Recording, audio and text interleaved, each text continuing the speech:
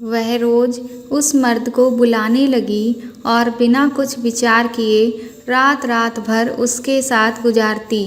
जब तक वह कुछ समझ पाती उससे पहले ही वह बहुत आगे बढ़ चुकी थी। दरअसल रीमा की लव मैरिज हुई थी। कॉलेज में एक साथ में पढ़ने वाले रीमा और देव एक दूसरे से प्यार करने लगे। साथ में घूमना फिरना, साथ में ही खाना खाना, उनकी लव स्टोरी के बारे में पूरे कॉलेज को पता चल चुका था। लेकिन उन दोनों को किसी से कोई मतलब नहीं था। उन्हें कोई फ़र्क नहीं पड़ता कि लोग उनके बारे में कैसी कैसी बातें करते हैं। जैसे जैसे टाइम निकलता गया उन दोनों के बारे में रीमा के परिवार को पता चल गया। उन्होंने रीमा का कॉलेज आना जाना अब बंद करवा दिया। देव भी अब रीमा से मिलने के लिए छटपटाने लगा, लेकिन वह करता भी तो आखिर क्या करता। कुछ दिनों बाद रीमा के घरवालों से रीमा की हालत देखी नहीं गई। उन्होंने रीमा से कहा कि देखो रीमा, देव के माता पिता भी नहीं हैं और वह अकेला रहता है और उसकी और हमारी बराबरी भी नहीं है। हम नहीं चाहते कि हमारी बेटी गरीब खानदान में जाए, लेकिन अगर देव सरकारी नौकरी हासिल कर लेता है तो हम तुम्हारी शादी उससे ही करवा सकते हैं। रीमा ने ये सारी बातें देव से मिलकर उसको बता दी। देव को यह सुनकर बहुत बुरा लगा कि लोग प्यार नहीं पैसा देखते हैं, लेकिन फिर भी उसने रीमा से वादा किया कि वह दिन रात मेहनत करके उसके परिवार वालों की शर्त पूरी करेगा। अब समय निकलता जा रहा था। 2 साल बाद जब रीमा अपने परिवार के साथ अपने घर पर बैठी थी, तभी वहाँ देव ने दस्तक दी। हाथ में मिठाई का डिब्बा और चेहरे की मुस्कुराहट देखकर रीमा को सब समझ आ गया था। सब लोगों ने आश्चर्य से देव को देखा, लेकिन वो लोग कुछ बोलते इससे पहले ही देव ने सबको बता दिया कि वह एक फ़ौज की नौकरी पा चुका है। सब लोग खुश हुए, लेकिन रीमा की खुशी का कुछ अलग ही अंदाज था। खैर, अच्छी तरह से दोनों की शादी हो गई और रीमा देव के साथ बहुत खुश थी। अब देव अपनी ड्यूटी पर जाने के लिए तैयार हो रहा था। उधर रीमा के आंसू थमने का नाम नहीं ले रहे थे। आखिर उसका पति उससे दूर जो जा रहा था, वो भी 4 महीनों के लिए। देव ने रीमा को समझाया कि वह एक फ़ौजी है और फ़ौजी को अपने देश के लिए हर दुख हर दूरी को बर्दाश्त करना पड़ता है। जैसे तैसे रीमा समझ गई। देव चला गया। अब रीमा अपने पति का इंतज़ार करती और उसकी यादों के सहारे अपने दिन निकालती। पूरा दिन अकेले निकालना उसके लिए बहुत मुश्किल था। जब भी देव से फ़ोन पर बात करती, उससे रोए बिना नहीं रहा जाता। खैर, जैसे तैसे 4 महीने निकले। देव की छुट्टियां शुरू हुईं और वह वापस घर आ गया। देव के घर आते ही रीमा को तो मानो पूरी दुनिया की खुशियां मिल गई हों। लेकिन देव को आए हुए 2 दिन ही हुए थे कि उसके वापस जाने का ऑर्डर आ जाता है। देव बहुत दुखी था कि वो आखिर रीमा को कैसे बताए कि उसे वापस जाना पड़ेगा, क्योंकि रीमा इतनी खुश थी। देव ने हिम्मत करके रीमा को बोला कि उसे अब वापस जाना पड़ेगा। रीमा को बहुत गुस्सा आया, लेकिन उसने अपना दर्द छुपा लिया, क्योंकि वह देव को दुखी नहीं करना चाहती थी। कुछ देर बाद देव घर का राशन लाने के लिए बाजार जाता है। वहाँ उसकी मुलाकात भावना से हो जाती है। भावना रीमा की सहेली है। देव उससे अपनी शादी में मिला था।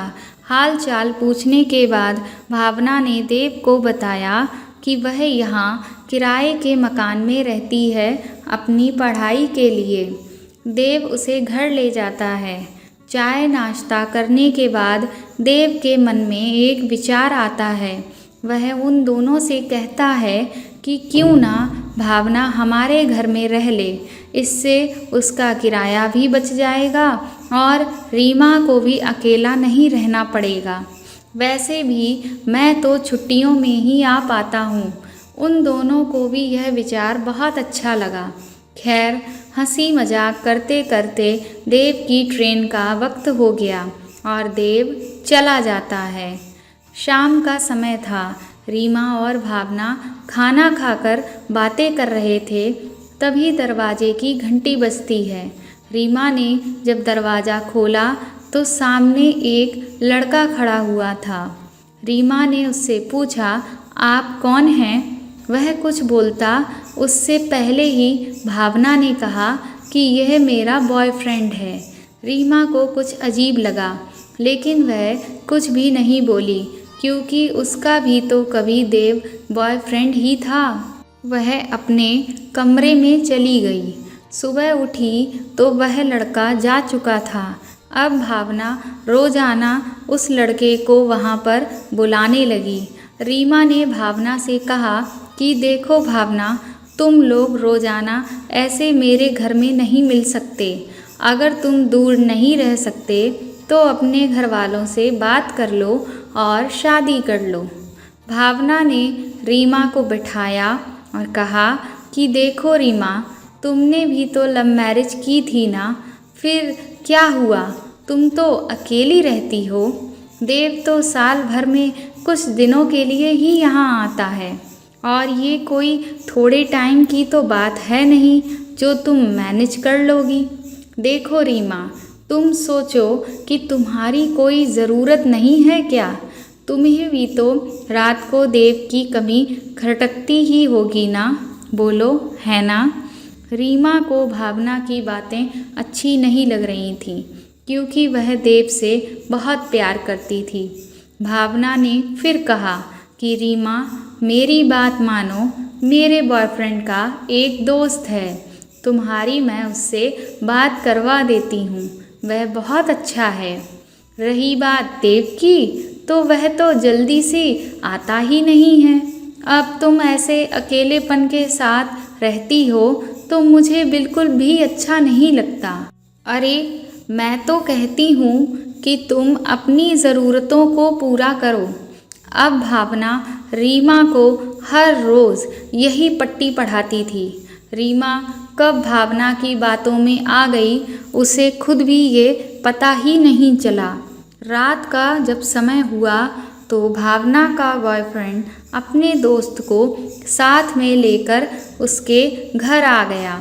रीमा के साथ उसने खूब सारी बातें की। हंसी मजाक का माहौल बना दिया गया था। रीमा अब उसके साथ अच्छा महसूस करने लगी थी। दोनों की नज़दीकियाँ बढ़ने लगीं। अपने फौजी पति को जान से ज़्यादा प्यार करने वाली रीमा अब किसी की बाहों में जा चुकी थी।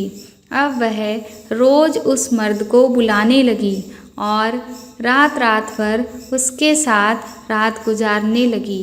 उधर देव को गए हुए 7 महीने हो चुके थे। उसे भी अब वापस घर आना था। देव ने रीमा को सरप्राइज़ देने की बात सोची और वह बिना बताए ही वहाँ से निकल गया। इधर रात होते ही रीमा के पास वह मर्द आ चुका था।